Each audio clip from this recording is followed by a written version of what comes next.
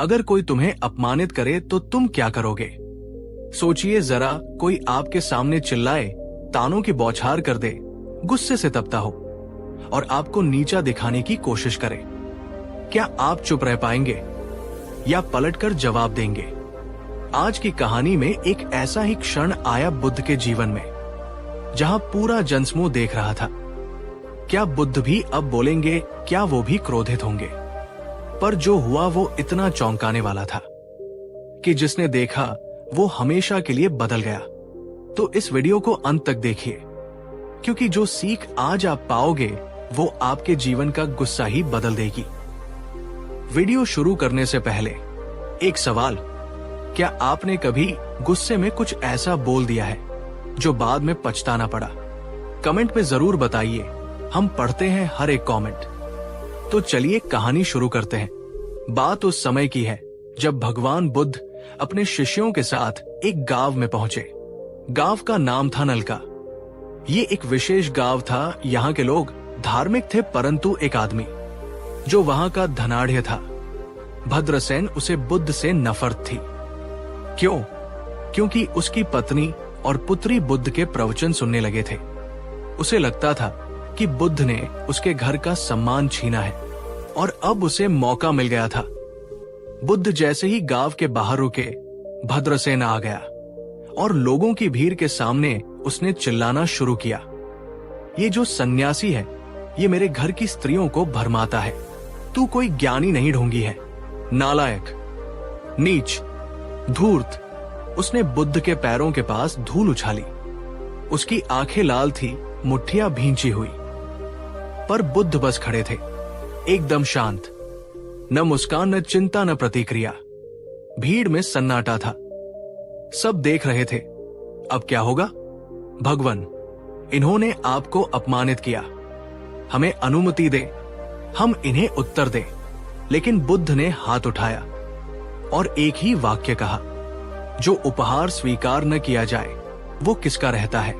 आनंद चुप हो गए, पर भीड़ नहीं समझी। बुद्ध ने धीरे और स्पष्ट स्वर में कहा, भद्रसेन ने मुझे अपशब्द दिए, पर मैंने उन्हें स्वीकार नहीं किया, तो वे किसके पास रहेंगे? पूरी भीड़ सन्न। भद्रसेन हतप्रभ, उसका चेहरा फक पड़ गया। बुद्ध बोले, जब कोई तुम्हें कुछ दे और तुम स्वीकार न करो तो वो वस्तु लौट जाती है देने वाले के पास। इसी तरह अपशब्द, गुस्सा, अपमान, अगर मैं उन्हें स्वीकार नहीं करता तो वे मेरे नहीं, तुम्हारे ही रह जाते हैं। आपको क्या लगता है, अगर आप बुद्ध की जगह होते तो क्या आप चुप रह पाते? कमेंट में लिखिए, मैं गुस्से में क्या करता हूं, क्योंकि यही आत्मचिंतन की शुरुआत है। और अगर आपको बुद्ध की ये शांति पसंद आई हो तो इस वीडियो को लाइक जरूर कीजिए, शेयर कीजिए अपने उन दोस्तों को जो जल्दी गुस्सा कर बैठते हैं।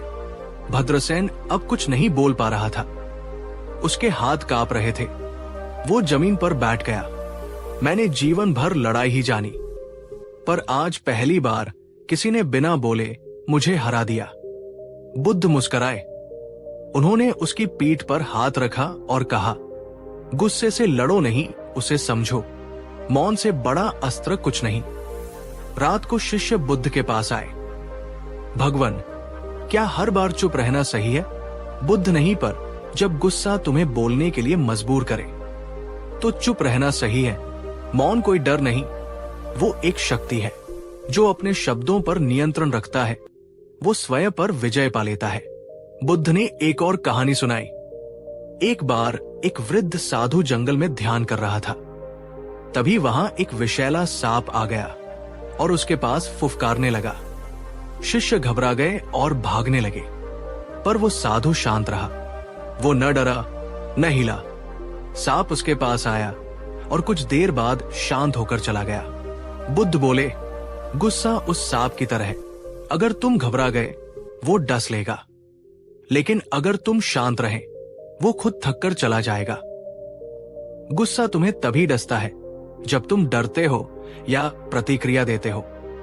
तो दोस्तों, आज की इस कहानी से हमें क्या सीखने को मिला? गुस्से में बोलना आसान है, पलटकर जवाब देना भी आसान है, लेकिन चुप रहना आत्मविजय है। अगली बार जब कोई आपको भड़काए तो रुकिए, सोचिए और मौन रहिए। वो मौन आपको बुद्ध के मार्ग पर ले जाएगा। अगर आपको ये कहानी पसंद आई हो तो लाइक करें, कमेंट करें, बताइए कि गुस्से में आप क्या करते हैं और शेयर करें उन सबके साथ जिनका गुस्सा काबू में नहीं रहता। और हाँ, सब्सक्राइब जरूर कर लीजिए, क्योंकि अगला एपिसोड है जब कोई आपको उकसाए तो चुप कैसे रहें, बुद्ध की दूसरी परीक्षा। बेल आइकन दबाना न भूलें। पिछले एपिसोड में हमने गुस्से की अग्नि परीक्षा के बारे में बात की थी और ये जाना था कि कैसे क्रोध के क्षण में मौन धारण करना हमारी भीतरी शक्ति को जगा सकता है। आज हम एक और आम लेकिन बहुत चुभने वाली स्थिति पर बात करेंगे। वो स्थिति जब कोई आपको जानबूझकर उकसाता है, आपकी आलोचना करता है, आपको नीचा दिखाने की कोशिश करता है या बेवजह आप पर ताने कसता है। हैप्पी स्माइली कैसा महसूस होता है उस पल? खून खौलने लगता है ना? मन करता है कि तुरंत पलटकर जवाब दे, अपनी सफाई दे, सामने वाले को उसकी औकात याद दिला दे। एक जोरदार बहस करने की इच्छा होती है, खुद को सही साबित करने की तलब उठती है। लेकिन क्या आपने कभी सोचा है कि शायद सबसे शक्तिशाली जवाब कुछ न कहना हो सकता है?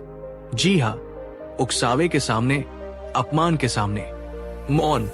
ये सुनने में अजीब लग सकता है, शायद कमजोरी की निशानी लगे, लेकिन आज हम जानेंगे कि भगवान बुद्ध की दृष्टि में ये मौन कमजोरी नहीं, बल्कि आत्मसम्मान और बुद्धिमत्ता का सबसे ऊंचा शिखर कैसे है।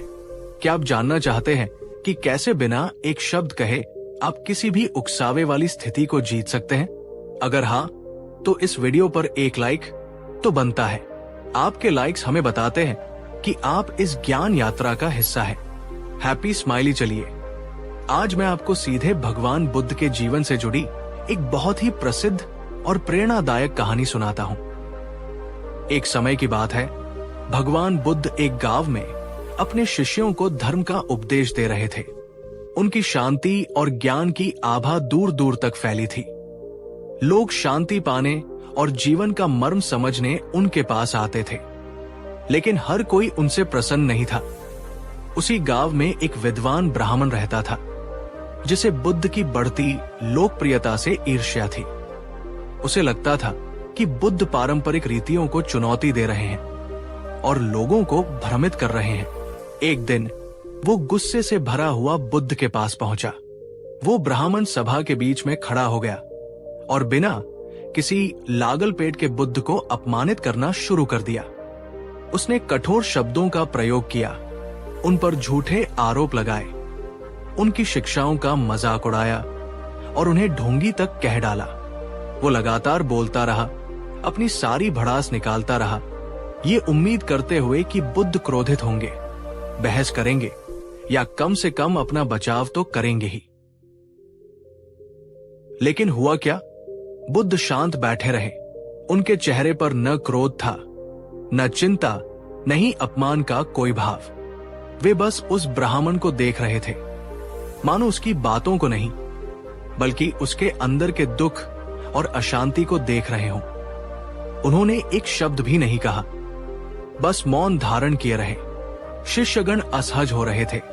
उन्हें समझ नहीं आ रहा था कि गुरुदेव इस अपमान का जवाब क्यों नहीं दे रहे। बोलते बोलते ब्राह्मण थक गया।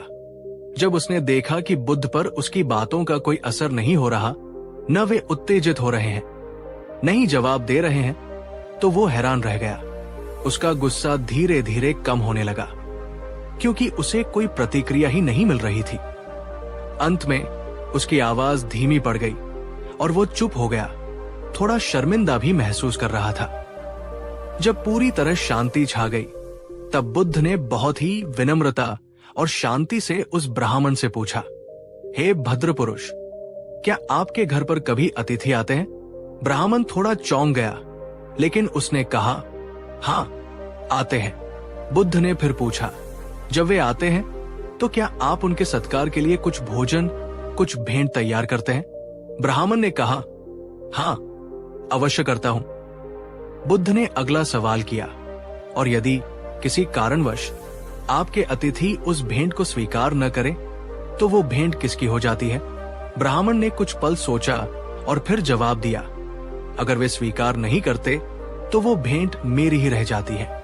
तब बुद्ध मुस्कुराए और बहुत ही प्रेम से कहा, हे भद्र पुरुष, ठीक इसी तरह आज तुमने मुझे क्रोध, अपमान और कठोर शब्दों की भेंट दी, लेकिन मैंने तुम्हारी इस भेंट को स्वीकार नहीं किया। तुम्हारी दी हुई भेंट जिसे मैंने स्वीकार नहीं किया वो तुम्हारी ही रह गई। इसलिए ये क्रोध, ये अपमान, ये कड़वाहट, ये सब किसके पास रह गया? ब्राह्मण निशब्द रह गया। उसे अपनी गलती का एहसास हुआ। बुद्ध के मौन और उनके इस सरल से तर्क ने उसे अंदर तक झकझोर दिया।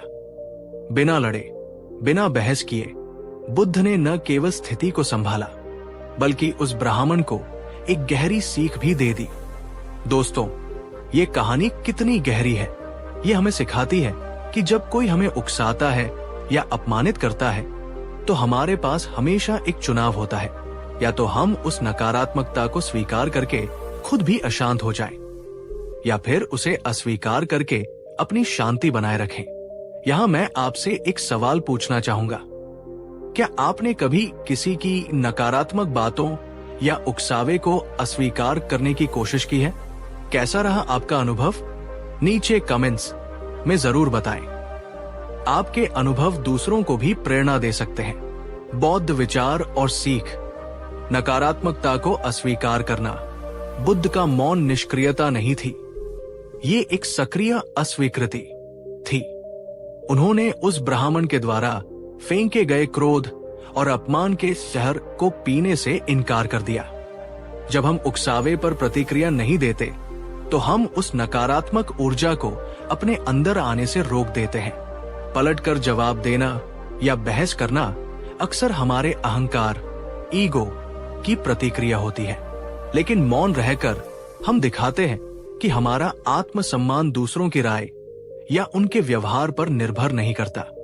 हम जानते हैं कि हम कौन हैं और किसी के शब्द हमें परिभाषित नहीं कर सकते। बहस करने, लड़ने या सफाई देने में बहुत ऊर्जा लगती है। मौन रहकर हम अपनी ऊर्जा बचाते हैं और उसे उन चीजों पर लगाते हैं जो वास्तव में मायने रखती हैं, हमारी अपनी शांति, हमारा अपना विकास। मौन सामने वाले को सोचने पर मजबूर करता है। जब उकसाने वाले को अपेक्षित प्रतिक्रिया, गुस्सा, बहस नहीं मिलती तो वो अक्सर हैरान रह जाता है। कई बार ये उसे अपने व्यवहार पर सोचने के लिए भी मजबूर कर सकता है, जैसा कि उस ब्राह्मण के साथ हुआ। ये था हमारी सीरीज का दूसरा कदम। हमने सीखा कि उकसावे के सामने मौन कैसे सबसे बड़ा उत्तर बन सकता है। अगर आपको लगता है कि ये सीख आपके या आपके किसी जानने वाले के काम आ सकती है तो इस वीडियो को उनके साथ शेयर करना न भूलें। ज्ञान बांटने से बढ़ता है, और अगर आप इस यात्रा में आगे भी साथ चलना चाहते हैं तो चैनल को सब्सक्राइब जरूर करें और नोटिफिकेशन बेल दबा दें ताकि आप कोई भी एपिसोड मिस न करें। अगले एपिसोड में हम एक और दिलचस्प पहलू पर बात करेंगे, अज्ञानी से बहस, मौन ही सबसे बुद्धिमानी। हम जानेंगे कि बुद्ध ने क्यों कहा कि मूर्ख या अज्ञानी से तर्क करना व्यर्थ है। आज हमारे साथ जुड़ने के लिए आपका बहुत बहुत धन्यवाद। याद रखें, शांति बाहर नहीं, आपके भीतर है। मौन उसे खोजने का एक रास्ता है। आज का सवाल, मौन रहने में सबसे बड़ी चुनौती क्या होती है? अपने विचार नीचे कमेंट्स में साझा करें। पिछले एपिसोड में हमने जाना कि जब कोई हमें उकसाता है तो मौन कैसे सबसे शक्तिशाली उत्तर बन सकता है, कैसे हम नकारात्मकता की भेंट को अस्वीकार कर सकते हैं। आज हम एक ऐसी स्थिति पर बात करने वाले हैं जिसका सामना हम सबने कभी न कभी जरूर किया होगा, और अक्सर जिसमें उलझकर हमने अपना समय, ऊर्जा और मन की शांति गंवाई होगी। मैं बात कर रहा हूं अज्ञानी या मूर्ख व्यक्ति से बहस करने की। आप जानते हैं न वो एहसास जब आप तथ्यों, तर्कों, सबूतों के साथ अपनी बात रख रहे होते हैं, लेकिन सामने वाला व्यक्ति या तो सुनना ही नहीं चाहता या समझना ही नहीं चाहता, या फिर उसकी अपनी धारणाएं इतनी पक्की होती हैं कि कोई भी तर्क उन तक पहुंच ही नहीं पाता। आप बोलते जाते हैं, समझाते जाते हैं और अंत में लगता है जैसे किसी दीवार से बात कर रहे हो। थक जाते हैं, निराश हो जाते हैं और कभी कभी तो खुद भी गुस्से से भर जाते हैं। थका देने वाली बहस के चक्रव्यूह से निकलने का रास्ता क्या है?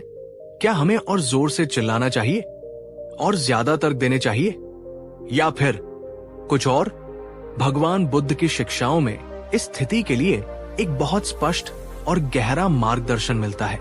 बुद्ध हमें सिखाते हैं कि कुछ लड़ाइयां जीतने के लिए होती ही नहीं, बल्कि उनसे समझदारी से पीछे हटना ही असली जीत है। और इस समझदारी का एक बड़ा रूप है मौन। क्या आप जानना चाहते हैं कि बुद्ध ने क्यों कहा कि अज्ञानी से बहस करना आत्मघाती हो सकता है, और क्यों ऐसे मौकों पर चुप रह जाना ही सबसे बड़ी बुद्धिमानी है? अगर आप भी व्यर्थ की बहसों से बचकर अपनी ऊर्जा सही जगह लगाना चाहते हैं, तो इस वीडियो को एक लाइक देकर अपना समर्थन जरूर दिखाएं। चलिए इस बात को एक सरल परिदृश्य और बुद्ध की शिक्षाओं के माध्यम से समझते हैं। कल्पना कीजिए, एक दिन बुद्ध अपने शिष्यों के साथ बैठे थे। चर्चा चल रही थी विभिन्न विषयों पर। तभी एक जिज्ञासु शिष्य, मान लीजिए उसका नाम सुमति था, ने बुद्ध से पूछा, भगवान, कभी कभी हम ऐसे लोगों से मिलते हैं जो सत्य को स्वीकार ही नहीं करना चाहते। वे अपनी ही धारणाओं में जकड़े रहते हैं और किसी भी तर्क या प्रमाण को नकार देते हैं। उनसे बात करना बहुत निराशाजनक होता है। ऐसी स्थिति में हमें क्या करना चाहिए? क्या हमें उन्हें समझाने का प्रयास करते रहना चाहिए? बुद्ध ने सुमति और अन्य शिष्यों को देखा। उनके चेहरों पर वही उलझन थी जिसका अनुभव हम सब करते हैं। फिर वे मुस्कुराए और एक सरल सा सवाल पूछा, सुमति, कल्पना करो कि तुम एक खेत में बीज बोना चाहते हो। तुम्हारे पास उत्तम बीज है, लेकिन जमीन पथरीली है, बंजर है, सूखी है। क्या तुम फिर भी अपने कीमती बीज उस जमीन पर फेंकते रहोगे, ये जानते हुए कि वे उगेंगे नहीं? सुमति ने सोचा और कहा, नहीं भगवान, ये तो बीजों की बर्बादी होगी। मैं एक उपजाऊ जमीन की तलाश करूंगा। बुद्ध ने कहा, बिल्कुल ठीक। और सोचो, अगर कोई व्यक्ति बीमार है, लेकिन वो ये मानने को ही तैयार नहीं कि वो बीमार है और दवा लेने से इनकार करता है, तो क्या वैद्य जबरदस्ती उसके मुंह में दवा डाल सकता है? या क्या ये बेहतर नहीं कि वैद्य अपनी ऊर्जा उस रोगी पर लगाए जो इलाज के लिए तैयार है? ठीक इसी तरह जब तुम किसी ऐसे व्यक्ति से मिलते हो जिसका मन पूर्वाग्रहों से बंद है, जो सीखने या समझने के लिए तैयार नहीं है, जो केवल बहस करने या अपनी बात ऊपर रखने के लिए ही बोल रहा है, तो उससे तर्क करना उस बंजर जमीन पर बीज बोने जैसा है। ये तुम्हारी ऊर्जा, समय और सबसे महत्वपूर्ण, तुम्हारे मन की शांति की बर्बादी है। बुद्ध ने समझाया, अज्ञानी या मूर्ख व्यक्ति से बहस करने में तुम कभी जीत नहीं सकते। अगर तुम जीत भी गए तर्कों में, तो भी तुमने क्या पाया? तुमने एक व्यक्ति को शायद और विरोधी बना दिया। और अगर तुम हार गए तो तुम निराश और अशांत हो गए। लेकिन सबसे बड़ा खतरा यह है कि उस बहस की नकारात्मकता, वो व्यर्थ का मानसिक घर्षण, तुम्हारे अपने मन को भी मलिन कर सकता है। होस्ट, दोस्तों, यहां मैं आपसे पूछना चाहता हूं, क्या आपके साथ कभी ऐसा हुआ है कि किसी बहस के बाद आपको लगा हो कि आपने अपना कीमती समय और शांति बेवजह गवा दी?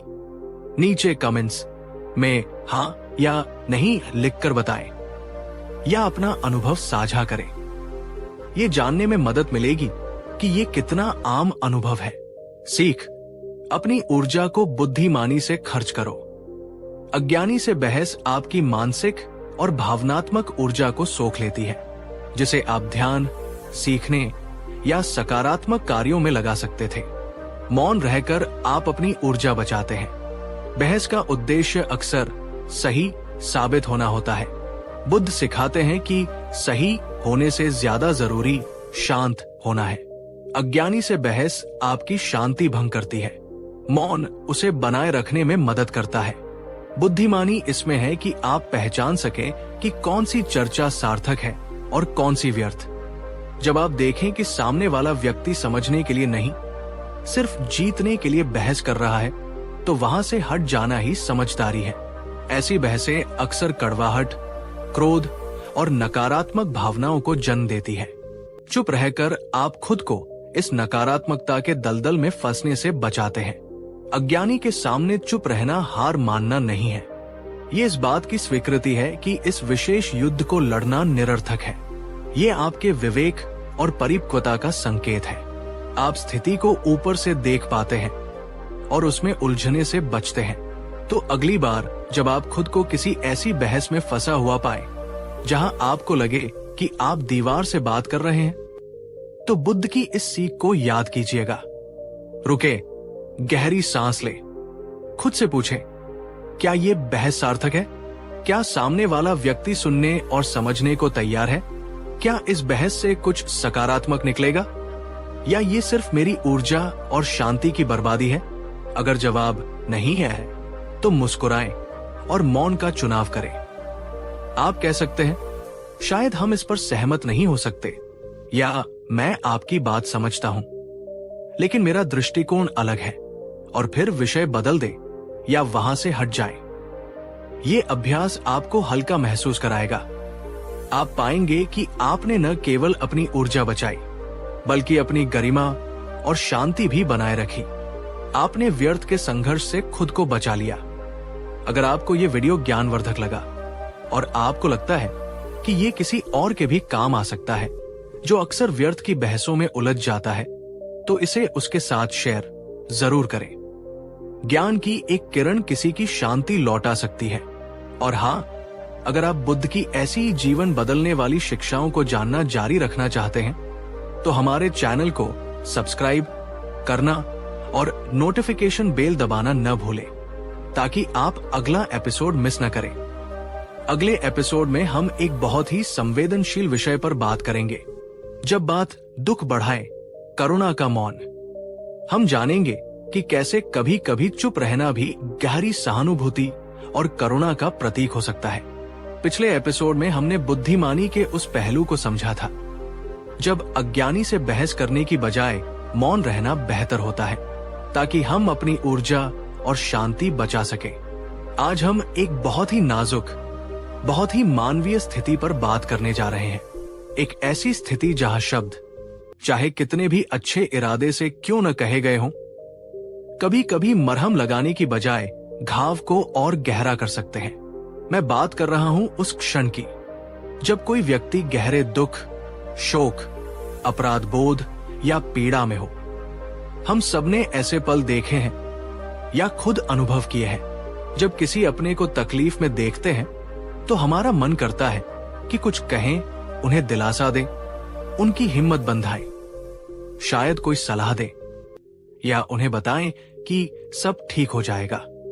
हमारा इरादा नेक होता है, हम मदद करना चाहते हैं, लेकिन क्या आपने कभी महसूस किया है कि ऐसे क्षणों में शब्द कितने खोखले, कितने अपर्याप्त लग सकते हैं? या कभी कभी हमारी कई बातें अनजाने में ही सामने वाले के दुख को कम आंकने जैसी या उसे जल्दी से ठीक करने की कोशिश जैसी लग सकती हैं। भगवान बुद्ध, जो करुणा के सागर थे, हमें सिखाते हैं कि कभी कभी सच्ची सहानुभूति और गहरा साथ शब्दों में नहीं बल्कि मौन उपस्थिति में प्रकट होता है। इसे हम कह सकते हैं करुणा का मौन। हैप्पी स्माइली, क्या आप जानना चाहते हैं कि कैसे आपकी खामोशी, आपकी शांत उपस्थिति किसी दुखी व्यक्ति के लिए शब्दों से कहीं ज्यादा बड़ा सहारा बन सकती है? अगर आप सहानुभूति और सच्ची करुणा के इस गहरे रूप को समझना चाहते हैं तो कृपया इस वीडियो को लाइक करें। आपका लाइक हमें बताता है कि आप इन संवेदनशील विषयों पर और जानना चाहते हैं। चलिए इसे एक कहानी के माध्यम से समझने। कोसल के राजा पसेंदी बुद्ध के अनुयायी थे और अक्सर उनसे मार्गदर्शन लेने जाते थे। एक बार राजा से अनजाने में या किसी आवेश में आकर कोई ऐसी गलती हो गई, कोई ऐसा निर्णय ले लिया गया जिससे प्रजा में किसी निर्दोष को कष्ट पहुंचा या कोई अन्याय हुआ। जब राजा को अपनी गलती का गहरा एहसास हुआ तो वे अपराध बोध और आत्मग्लानि से भर उठे। उनका मन अशांत था, उन्हें चैन नहीं मिल रहा था।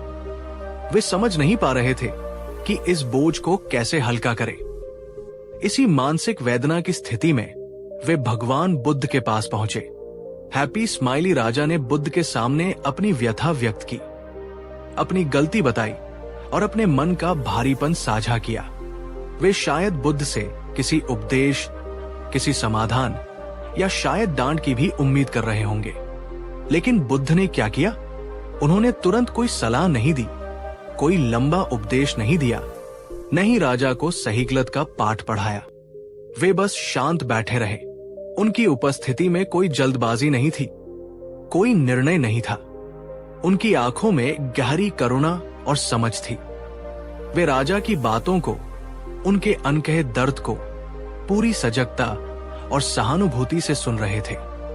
मौन रहकर हैप्पी स्माइली बुद्ध का ये मौन कोई खालीपन नहीं था। ये एक स्वीकृति थी राजा के दुख की, उनकी मानवीय भूल की, उनके पश्चाताप की। ये एक मौन संदेश था, मैं तुम्हारे साथ हूं, मैं तुम्हारे दर्द को समझता हूं। तुम्हें यहां सुना जा रहा है बिना किसी फैसले के। इस शांत करुणामय उपस्थिति में राजा को अपने विचारों को व्यवस्थित करने, अपनी भावनाओं को महसूस करने और अपनी गलती की गहराई को स्वयं समझने का अवसर मिला। बुद्ध के मौन ने उन्हें वो सुरक्षित स्थान दिया जहां वे अपने अपराध बोध का सामना कर सके, बिना किसी बाहरी दबाव या फैसले के डर के। कुछ देर की उस गहरी खामोशी के बाद जब राजा का मन थोड़ा स्थिर हुआ, तब बुद्ध ने बहुत ही कोमल और उचित शब्दों में उन्हें मार्गदर्शन दिया। लेकिन पहला कदम था वो करुणामय मौन। होस्ट, दोस्तों, ये कहानी हमें क्या सिखाती है? यहां मैं आपसे एक सवाल पूछना चाहता हूं। क्या आपने कभी किसी के दुख में सिर्फ चुपचाप उनका साथ दिया है, या किसी ने आपके दुख में ऐसा किया हो? उस मौन उपस्थिति का आप पर या उन पर क्या असर हुआ? अपने अनुभव नीचे कमेंट्स में साझा करें। यह बहुत ही व्यक्तिगत अनुभव हो सकता है, लेकिन साझा करने से हम सब सीखते हैं। सीख उदास स्माइली बुद्ध का मौन दिखाता है कि सच्ची करुणा अक्सर सिर्फ वहां होने में है। आपकी शांत गैर निर्णयात्मक उपस्थिति व्यक्ति को यह महसूस कराती है कि वे अकेले नहीं हैं, उन्हें समझा जा रहा है।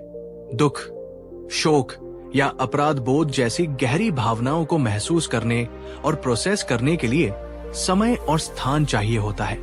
लगातार बातें करना या सलाह देना इस प्रक्रिया में बाधा डाल सकता है। मौन रहकर आप उन्हें उनकी भावनाओं के साथ रहने का अवसर देते हैं। कुछ अनुभव इतने गहरे होते हैं कि शब्द उन्हें व्यक्त नहीं कर सकते, नहीं उन्हें ठीक कर सकते हैं। ऐसे में शब्द थोपने की कोशिश करना व्यर्थ या असंवेदनशील लग सकता है। मौन इस सीमा को स्वीकार करता है। कई बार हम मदद करने की कोशिश में ऐसी बातें कह जाते हैं जो सामने वाले को और दुखी कर सकती है, जैसे इससे बुरा भी हो सकता था। मजबूत बनो या अपनी कहानी सुनाना। मौन आपको ऐसी गलतियों से बचाता है। तुरंत कुछ कहने या करने की इच्छा को रुके, गहरी सांस ले, अपनी पूरी उपस्थिति, अपनी पूरी सजगता उस व्यक्ति को दे। बस उनके साथ बैठें, उनकी सुने अगर वे बोलना चाहें, और अगर वे चुप हैं तो आप भी शांत रहें। आपकी आंखों में करुणा हो, आपके हाव भाव में कोमलता हो। जरूरी नहीं कि आप समस्या का समाधान करें, जरूरी यह है कि आप उनके साथ हैं। आपका मौन कह रहा होगा, तुम अकेले नहीं हो। कभी कभी एक हाथ थाम लेना, कंधे पर हाथ रखना यदि उचित हो, या सिर्फ पास बैठना हजारों शब्दों से ज्यादा कह जाता है। क्या आप इस करुणामय मौन का अभ्यास करने का प्रयास करेंगे? अगर आपको लगता है कि यह संदेश महत्वपूर्ण है और इसे दूसरों तक पहुंचना चाहिए, तो कृपया इस वीडियो को शेयर करें।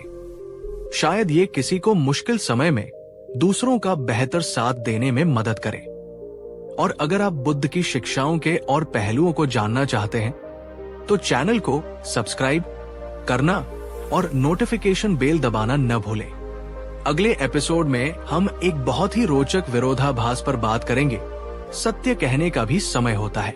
हम जानेंगे कि कभी कभी सच न बोलना भी प्रेम और करुणा का कार्य कैसे हो सकता है। ये बहुत दिलचस्प होने वाला है।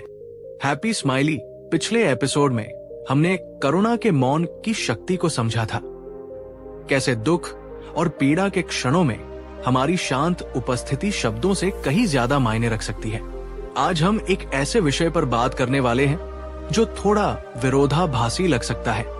बचपन से हमें सिखाया जाता है, सदा सच बोलो।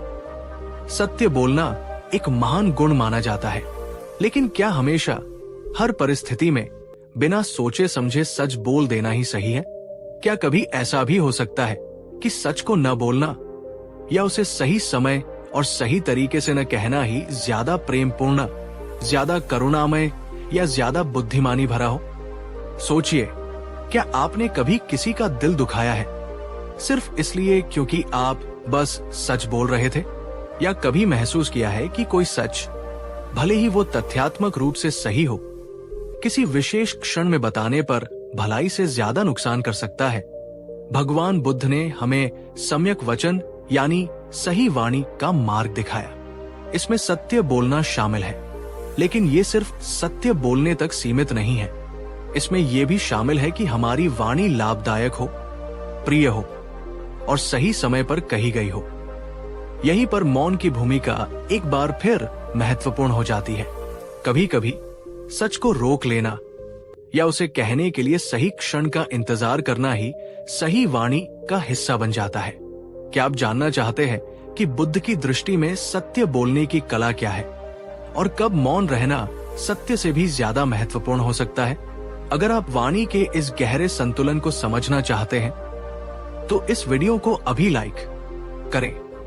आपके लाइक्स हमारा उत्साह बढ़ाते हैं। चलिए इसे एक रोचक कथा के माध्यम से समझते हैं।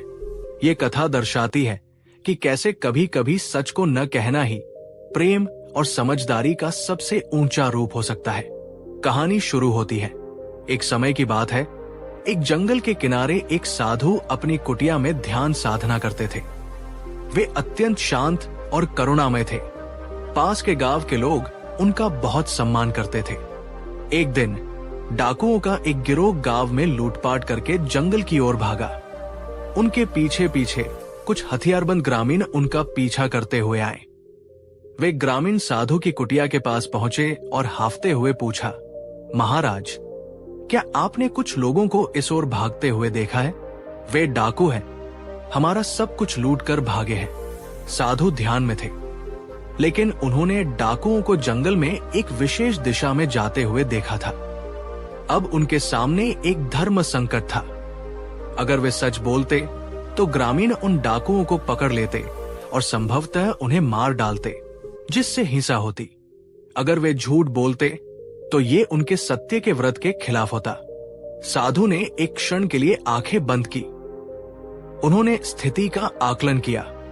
उन्होंने ग्रामीणों के क्रोध और डाकुओं के भय दोनों को महसूस किया। उन्होंने सोचा, अगर मैं सच बताता हूं तो क्या इससे किसी का भला होगा? क्या इससे शांति बढ़ेगी या हिंसा? उन्हें लगा कि इस क्षण में सच बोलने से और अधिक पीड़ा और मृत्यु ही उत्पन्न होगी। तब साधु ने बहुत शांति से आंखें खोली और ग्रामीणों से पूछा, प्रियजनों, आप इतने क्रोधित और उत्तेजित क्यों हैं? क्या इस उत्तेजना में आप सही निर्णय ले पाएंगे? फिर उन्होंने सीधे जवाब देने की बजाय कहा, जब से मैं यहां इस आसन पर बैठा हूं, मैंने किसी को इस रास्ते से जाते हुए नहीं देखा। तकनीकी रूप से यह सच था, क्योंकि डाकू दूसरे रास्ते से गए थे, लेकिन उन्होंने डाकुओं के बारे में पूरी जानकारी नहीं दी। उनका मौन और उनके चुने हुए शब्द हिंसा को टालने और स्थिति को शांत करने के उद्देश्य से थे। ग्रामीण साधु की बात और उनकी शांत उपस्थिति से थोड़ा ठहरे। उन्हें लगा साधु सही कह रहे हैं और वे गलत दिशा में आ गए होंगे। वे निराश होकर लौट गए। बाद में साधु ने डाकुओं को भी समझाया और उन्हें सही मार्ग पर लाने का प्रयास किया। अब यहां मेरा आपसे एक सवाल है दोस्तों, क्या आप साधु के इस कार्य को सही मानते हैं? क्या उन्होंने सत्य के साथ समझौता किया या उन्होंने उच्चतर करुणा का पालन किया? आपके विचार क्या है? नीचे कमेंट्स में जरूर साझा कीजिए। ये एक जटिल नैतिक प्रश्न है और अलग अलग मत हो सकते हैं, अगर आपको ये वीडियो आंखें खोलने वाला लगा और आपको लगता है कि ये समझ दूसरों के भी काम आ सकती है, तो इसे अपने प्रियजनों के साथ शेयर जरूर करें। सही वाणी का अभ्यास हम सबको शांति दे सकता है। और हाँ, इस यात्रा को जारी रखने के लिए चैनल को सब्सक्राइब करना और नोटिफिकेशन बेल दबाना न भूलें। अगले एपिसोड में हम बात करेंगे एक और बहुत व्यावहारिक स्थिति की, अधूरी जानकारी पर मत बोलो, मौन रहो। हम जानेंगे कि क्यों आधी अधूरी जानकारी के आधार पर बोलना खतरनाक हो सकता है और बुद्ध ने इस बारे में क्या सिखाया। पिछले एपिसोड में हमने सम्यक वचन के नाजुक संतुलन को समझा था कि कैसे सत्य बोलना महत्वपूर्ण है, लेकिन यह भी जानना जरूरी है कि कब, कैसे और क्यों बोलना है और कब मौन रहना ज्यादा विवेकपूर्ण हो सकता है। स्क्रीन पर पिछले एपिसोड का छोटा थंबनेल दिख सकता है। आज हम एक ऐसी गलती पर बात करेंगे जो हम शायद अनजाने में ही अक्सर कर बैठते हैं और जिसके परिणाम कभी कभी बहुत गंभीर हो सकते हैं। ये गलती है अधूरी जानकारी या आधी अधूरी समझ के आधार पर बोल देना, राय बना लेना या उसे आगे फैला देना। सोचिए, क्या आपके साथ कभी ऐसा हुआ है कि आपने कोई बात सुनी, उस पर तुरंत यकीन कर लिया, शायद किसी के बारे में कोई राय बना ली या उस बात को आगे भी बढ़ा दिया और बाद में पता चला कि पूरी कहानी तो कुछ और ही थी। आपको सिर्फ एक छोटा सा हिस्सा पता था और आपने उसी के आधार पर निष्कर्ष निकाल लिया था। कैसा महसूस हुआ तब? शायद शर्मिंदगी, पछतावा, अफवाहें, गलत फहमियां। ये सब अक्सर अधूरी जानकारी के बीच से ही पनपते हैं और ये न सिर्फ रिश्तों को खराब कर सकते हैं, बल्कि किसी की प्रतिष्ठा, मानसिक शांति और यहां तक कि जीवन पर भी गहरा नकारात्मक असर डाल सकते हैं। भगवान बुद्ध, जिन्होंने हमें हर चीज को गहराई से देखने और समझने की शिक्षा दी, हमें इस खतरे से आगाह करते हैं। वे सिखाते हैं कि जब हमारे पास पूरी तस्वीर न हो, जब हमें तथ्यों की पूरी जानकारी न हो, तो जल्दबाजी में बोलने या निष्कर्ष निकालने की बजाय मौन रहना ही बुद्धिमानी और जिम्मेदारी का रास्ता है। क्या आप जानना चाहते हैं कि बुद्ध ने क्यों अधूरे ज्ञान पर बोलने को खतरनाक माना और कैसे मौन रहकर हम इस जाल में फंसने से बच सकते हैं? अगर आप भी अफवाहों और गलत फहमियों से बचकर एक ज्यादा जिम्मेदार और शांत जीवन जीना चाहते हैं, तो इस वीडियो को एक लाइक जरूर करें। आपका हर लाइक हमें बेहतर कंटेंट बनाने के लिए प्रेरित करता है। Happy smiley. चलिए इसे एक कहानी के माध्यम से समझते हैं। ये एक श्रावक की कहानी है जिसने अनजाने में अधूरी जानकारी के आधार पर कुछ ऐसा कह दिया जिसने किसी और के जीवन में बड़ी उथल पुथल मचा दी। और फिर बुद्ध ने उसे क्या सिखाया। कहानी शुरू होती है। कल्पना कीजिए, बुद्ध के संग में एक श्रावक था जिसका नाम विमल था। विमल बहुत उत्साही था और बुद्ध की शिक्षाओं का पालन करने का पूरा प्रयास करता था, लेकिन उसमें एक कमी थी। वो चीजों पर बहुत जल्दी निष्कर्ष निकाल लेता था और कभी कभी बिना पूरी बात जाने ही बोल देता था। एक शाम विमल ने मठ के एक वरिष्ठ और सम्मानित भिक्षु आनंदित को मठ के पिछले द्वार से चुपचाप बाहर जाते देखा। थोड़ी देर बाद उसने उन्हें एक पास के गांव की सीमा पर एक महिला से कुछ लेते हुए देखा। शायद कपड़े में लिपटी कोई छोटी सी पोटली। रात का समय था, दृश्य बहुत स्पष्ट नहीं था। विमल के मन में तुरंत संदेह पैदा हुआ। एक भिक्षु इतनी रात को अकेले एक महिला से गुप्त रूप से क्यों मिल रहा है? ये जरूर कुछ गलत है। शायद वे नियमों का उल्लंघन कर रहे हैं। विमल ने ये नहीं सोचा कि शायद कोई और वजह हो सकती है। उसने आनंदित से पूछने की भी कोशिश नहीं की। उसे लगा कि उसने जो देखा है वही पूरी सच्चाई है। अपने मन में बनी कहानी को सच मानकर और ये सोचकर कि वो संत की शुचिता की रक्षा कर रहा है, उसने दबे स्वरों में कुछ और भिक्षुओं से इसका जिक्र कर दिया। उसने कहा, मैंने आनंदित को देखा, मुझे चिंता है कि वे सही मार्ग पर है या नहीं। बात धीरे धीरे फैलने लगी। कानाफूसी शुरू हो गई। लोग आनंदित को शक की निगाह से देखने लगे। आनंदित, जो अपनी साधना और शांत स्वभाव के लिए जाने जाते थे, ने महसूस किया कि साथी भिक्षुओं का व्यवहार उनके प्रति बदल गया है। उन्हें समझ नहीं आ रहा था कि क्यों। उनका मन अशांत हो गया, उनकी साधना में बाधा आने लगी। कुछ दिनों बाद सच्चाई सामने आई। पता चला कि जिस महिला से आनंदित मिले थे वो उनकी बीमार और वृद्ध बहन थी जो गांव के बाहर रहती थी। वो बहुत गरीब थी और गंभीर रूप से बीमार थी। आनंदित मत के नियमों का पालन करते हुए भिक्षा में मिले अतिरिक्त भोजन या कभी कभी किसी दयालु गृहस्थ द्वारा दी गई जड़ी बूटी की पोटली चुपचाप अपनी बहन तक पहुंचाते थे ताकि उसकी मदद हो सके। वे ये सब गुप्त इसलिए रखते थे ताकि उनकी बहन को शर्मिंदगी न उठानी पड़े और न ही मठ में अनावश्यक चर्चा हो। जब विमल को पूरी सच्चाई पता चली तो उसे अपनी जल्दबाजी और गलती पर गहरा पछतावा हुआ। उसने न केवल एक निर्दोष भिक्षु की प्रतिष्ठा को ठेस पहुंचाई थी बल्कि संघ में भी बेवजह की अशांति फैला दी थी। शर्मिंदा होकर वो भगवान बुद्ध के पास गया और पूरी घटना बताई। बुद्ध ने विमल की बात धैर्य से सुनी। फिर उन्होंने समझाया, विमल, तुमने अपनी आंखों से जो देखा वो सत्य का सिर्फ एक टुकड़ा था, पूरी तस्वीर नहीं। तुमने उस टुकड़े को अपनी कल्पना और संदेह से जोड़कर एक कहानी बना ली और उसे ही सच मान लिया।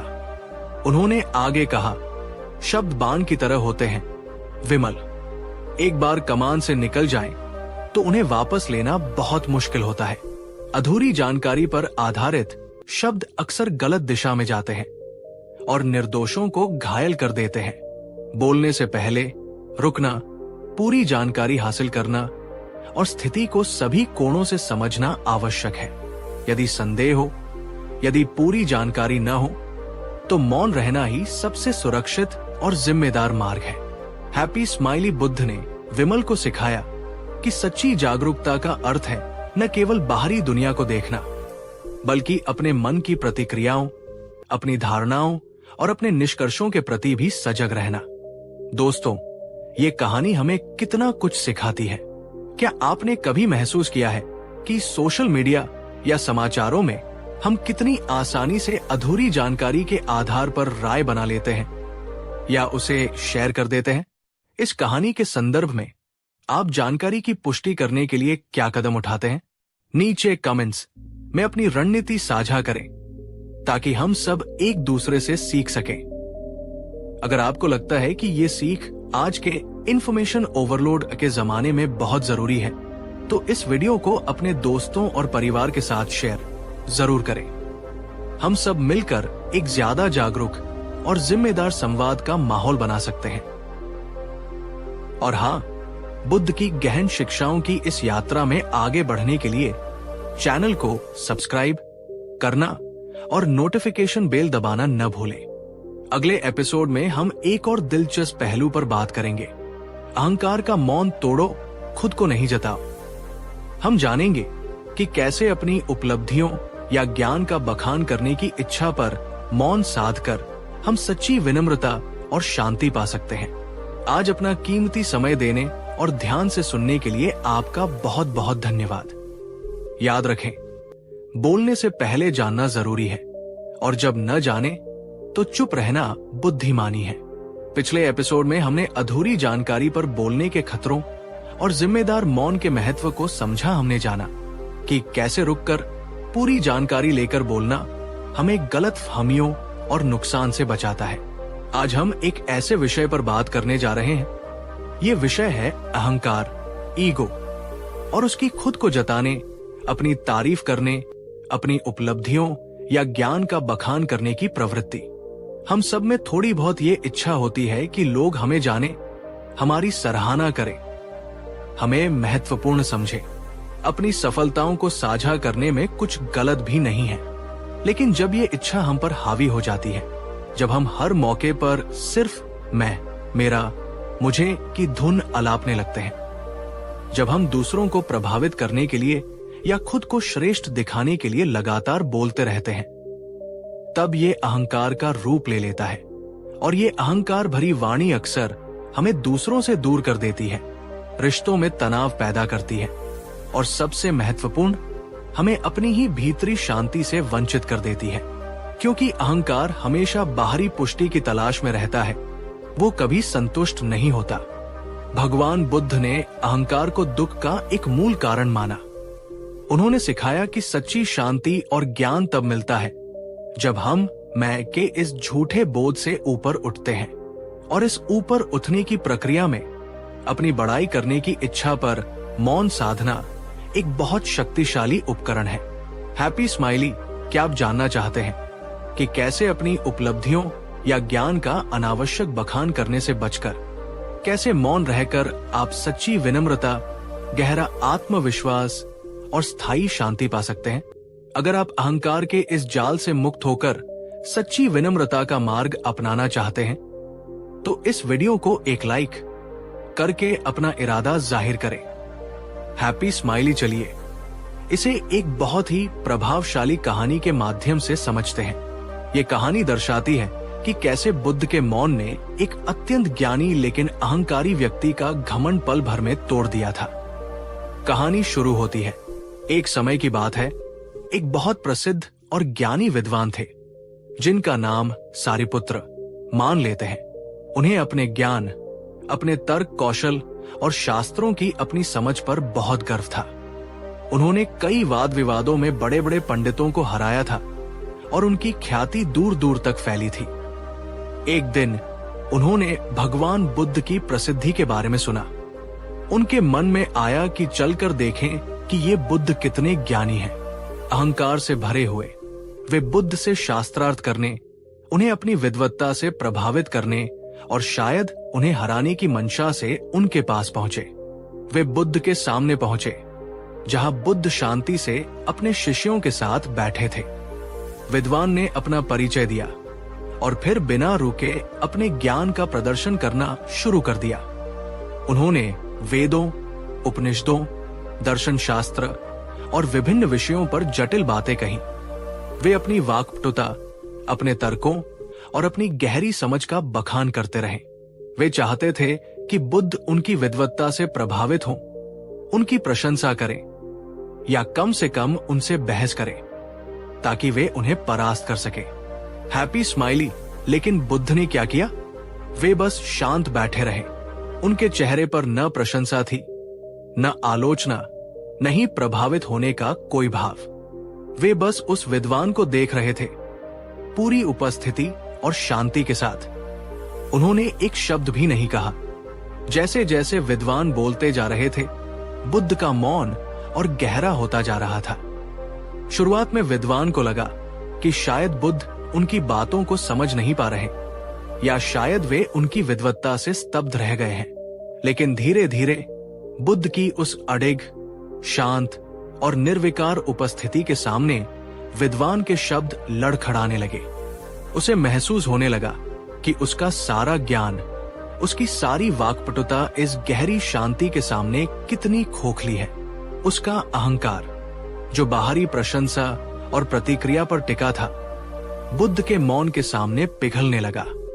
बोलते बोलते विद्वान चुप हो गया। सभा में एक गहरी खामोशी छा गई। उसे पहली बार अपने अहंकार का बोध हुआ। उसे समझ आया कि सच्चा ज्ञान सिर्फ शब्दों या तर्कों में नहीं, बल्कि उस गहरी शांति और विनम्रता में है जो बुद्ध की उपस्थिति में झलक रही थी। उसका सारा घमंड चूर चूर हो गया। तब उस गहरी खामोशी को तोड़ते हुए बुद्ध ने बहुत ही कोमल स्वर में पूछा, हे विद्वान, क्या तुमने वह पा लिया है जिसकी तुम्हें तलाश थी? विद्वान निशब्द रह गया। उसकी आंखों में आंसू थे।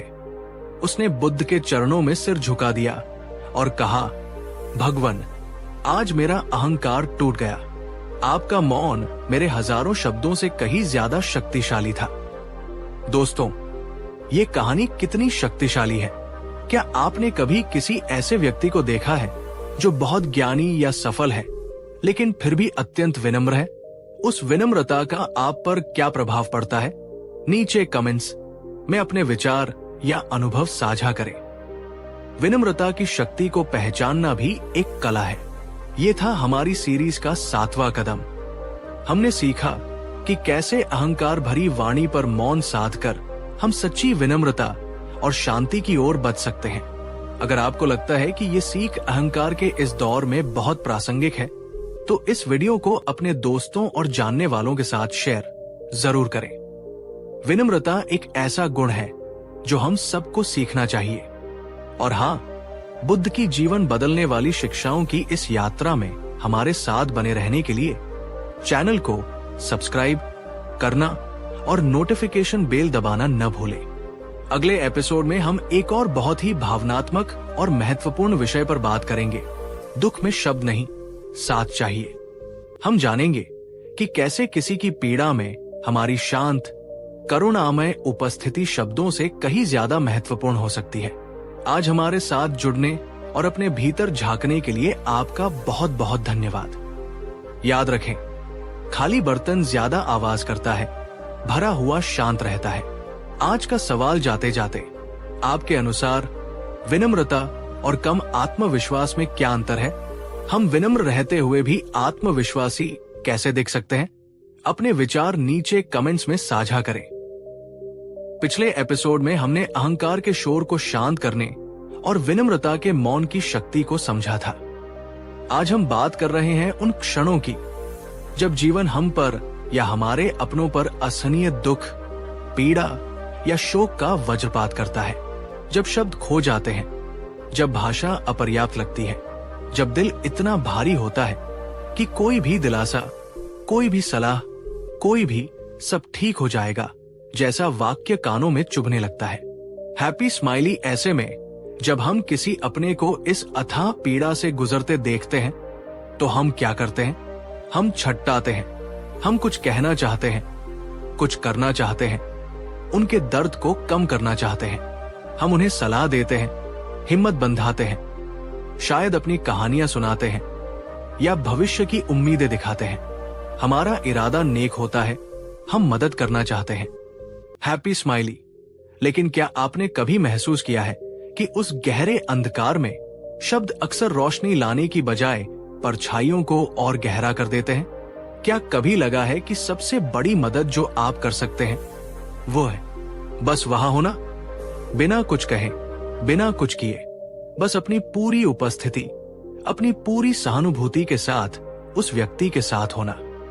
भगवान बुद्ध, जिन्होंने मानव दुख की गहराइयों को समझा, हमें सिखाते हैं कि सच्ची करुणा और समर्थन अक्सर शब्दों के परे एक शांत, स्थिर और प्रेमपूर्ण उपस्थिति में प्रकट होते हैं।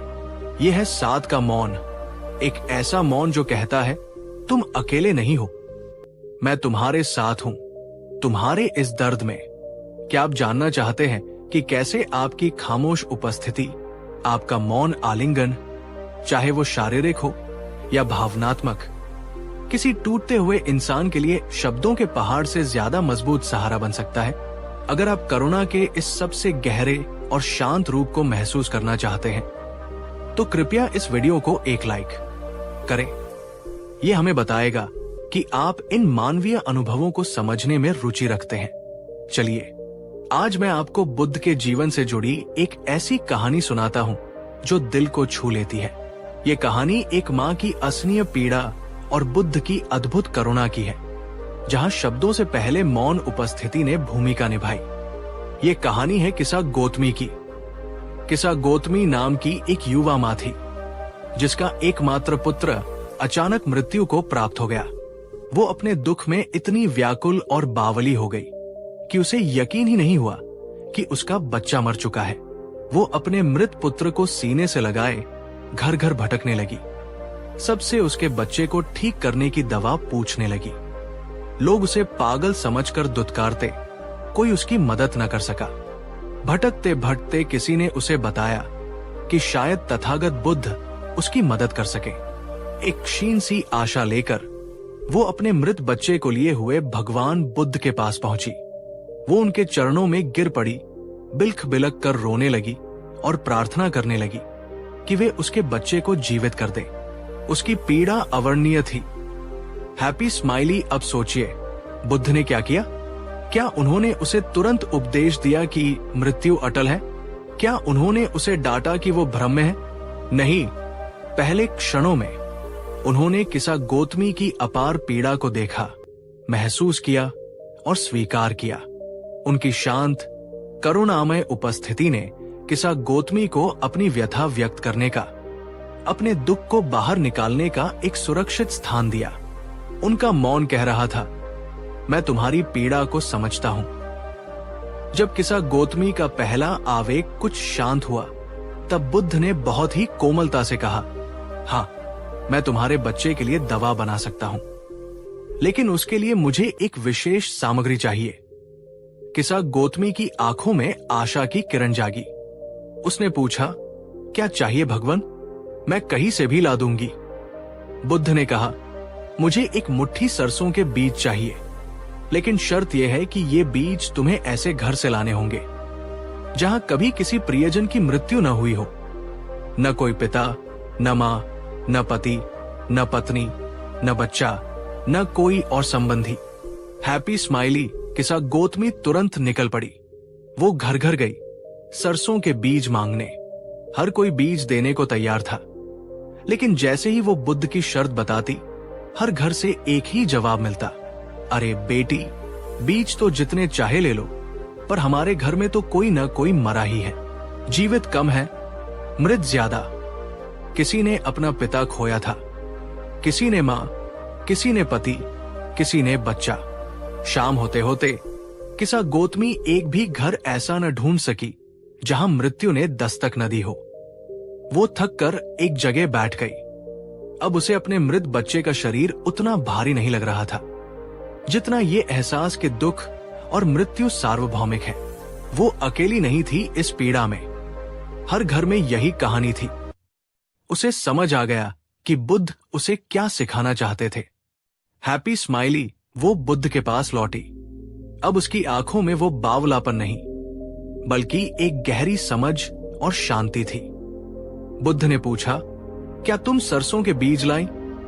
किसा गौतमी ने सिर झुकाकर कहा, नहीं भगवान, मुझे समझ आ गया है, मृत्यु जीवन का हिस्सा है और मैं अकेली नहीं हूं इस दुख में।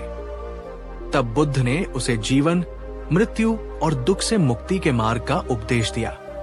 हैप्पी स्माइली दोस्तों, इस कहानी में बुद्ध की करुणा कितनी गहरी है। उन्होंने सीधे उपदेश नहीं दिया, बल्कि किसा गौतमी को स्वयं अनुभव करने दिया। लेकिन उससे पहले उनकी मौन उपस्थिति ने उसके दुख को सम्मान दिया। क्या आपने कभी किसी के दुख में सिर्फ चुपचाप बैठकर उनका हाथ थामा है? उस मौन संवाद में कितनी शक्ति महसूस हुई? अपने अनुभव नीचे कमेंट्स में साझा करें यदि आप सहज महसूस करें। यह था हमारी सीरीज का 8वां और शायद सबसे हृदय स्पर्शी कदम। हमने सीखा कि कैसे दुख के क्षणों में हमारी मौन उपस्थिति सबसे बड़ा सहारा बन सकती है।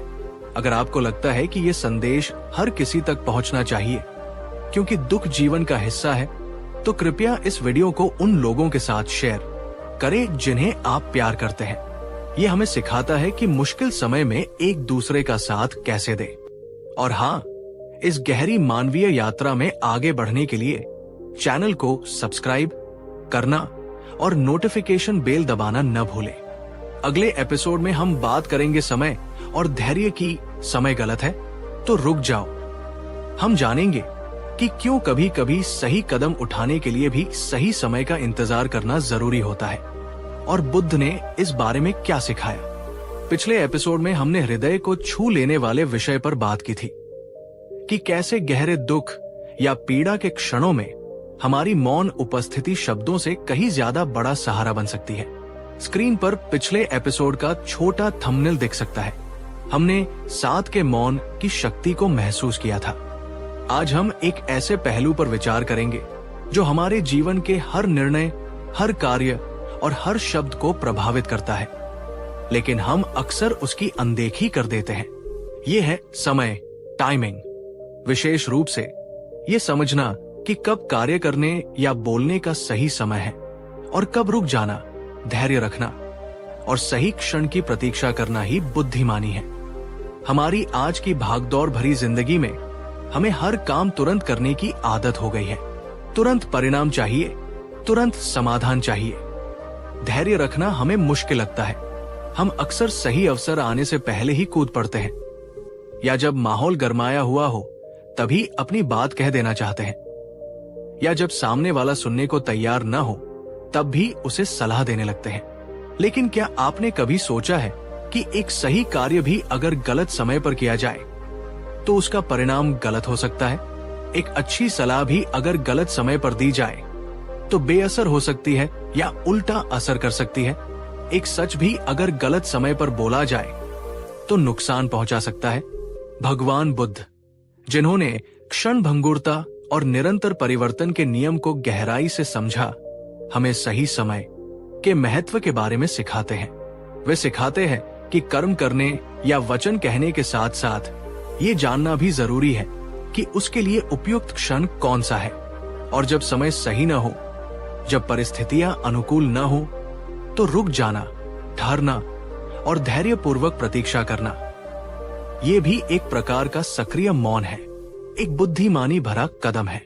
हैप्पी स्माइली, क्या आप जानना चाहते हैं कि कैसे सही समय का इंतजार करना, कैसे धैर्य का मौन साधना आपको गलतियों से बचा सकता है और आपके कार्यों और शब्दों को ज्यादा प्रभावी बना सकता है?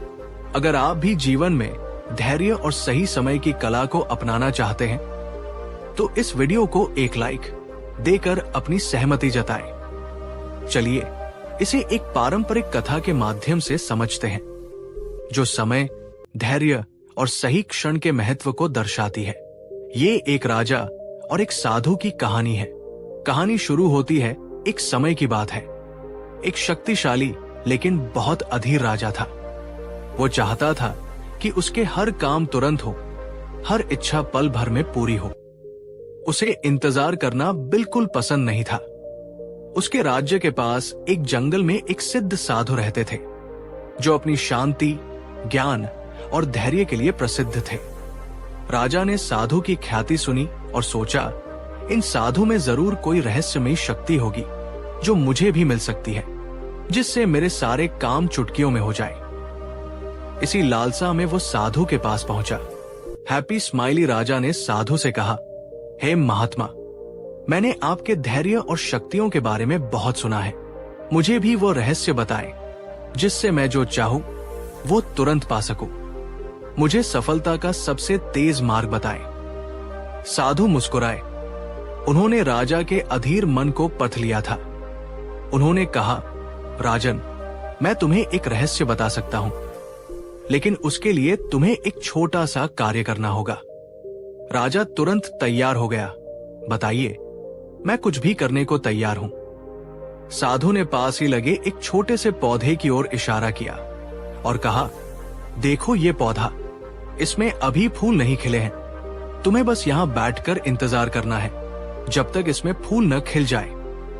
जैसे ही पहला फूल खिलेगा मैं तुम्हें तुम्हारा रहस्य बता दूंगा, लेकिन शर्त यह है कि तुम इस पौधे को छू नहीं सकते, नहीं इसे किसी तरह से जल्दी बड़ा करने या खिलाने की कोशिश कर सकते हो।